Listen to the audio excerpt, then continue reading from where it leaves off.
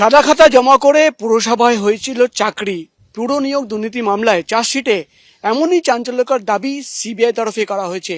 গত শুক্রবার চার্জশিট জমা পড়ে এবং এই চার্জশিটে সিবিআই তরফে দাবি করা হচ্ছে যে ৮টি পুরসভায় ৬০০টির বেশি বেনিয়ম নিয়োগ হয়েছিল, যেখানে একাধিক তথ্য প্রমাণ রয়েছে এবং সাদা খাতা জমা দেওয়া হয়েছিল।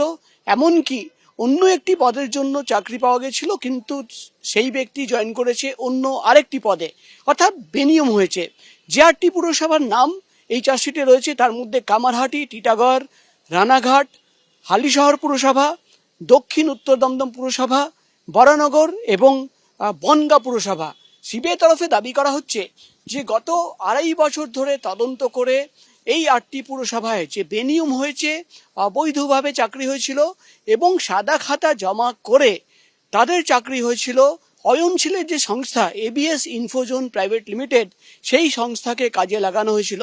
এবং এই চার্জশিটে সিবিআই তরফে যাবতীয় তথ্য পেশ করা হয়েছে এবং এই ৮টি পুরসভায় কিভাবে বেনিয়ম হয়েছিল, কারা কারা ইনভলভ ছিল, সেই সমস্ত তথ্য কিন্তু পেশ করা হয়েছে। ইতিমধ্যেই সিবিআই সূত্রের খবর তারা চার্জশিট জমা দিয়েছেন এবং নথি সহ তথ্য প্রমাণ জমা দিয়েছেন। আগামী ৭ তারিখ যখন এই মামলার শুনানি হবে, তখন দেখার বিষয় হবে যে কোর্টের তরফে কী ধরনের ব্যবস্থা নেওয়া হয় এবং সিবিআই তরফে সেদিন কোর্টে কি বলা হয়।